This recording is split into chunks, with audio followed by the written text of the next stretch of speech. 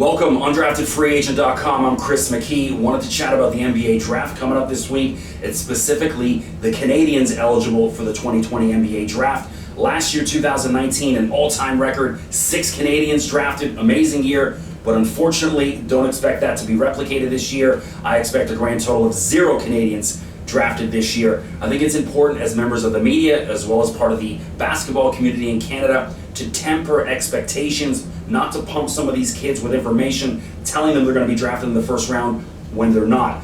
First guy I wanted to chat about, Karim Monet. This is a guy out of the Montreal area, had a bunch of high major schools interested in him at a Vanier College playing in the CCAA, not even U Sports, so CCAA, for those who aren't familiar, it's basically like Division II in Canada.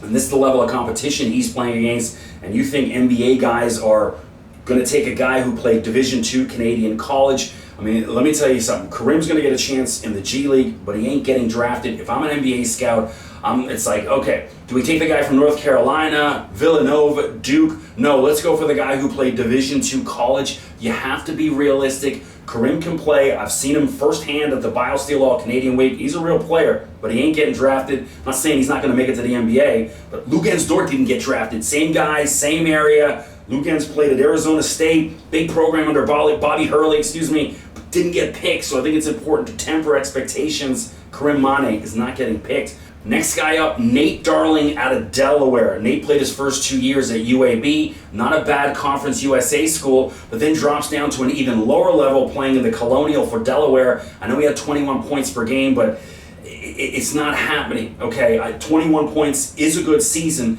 I keep seeing things on social media. The Raptors talk to Nate Darling. The Raptors talk to Nate Darling. I talked to Ariana Grande at the Much Music Awards a couple of years ago. We had a great conversation, but she didn't go back to my hotel and party with me till 6 a.m. So just because the Raptors talk to Karim and Nate doesn't mean they're getting picked. It means they're being cordial. Don't expect these guys to get picked. And then final, the last 2 guys, Jermaine Haley out of West Virginia, 4 or 5 year guy, played at New Mexico State, then transferred to West Virginia, about 9 points per game last year. Pretty good. Gonna get a look in the G League, but he ain't getting drafted. Same goes for Isaiah Mike out of SMU. I mean, this guy started his career at Duquesne, made the switch to SMU, played some good basketball, man. Good forward. He's now playing over in Germany in the Bundesliga. That's the right move. Maybe work your way back into the NBA through Europe in the pros, but however, none of these guys from Canada are getting picked this year. It's important to keep expectations reasonable. I remember last year, the year before, I seen articles on TSN, Tanner Nagal, whatever, from Ryerson's gonna get picked.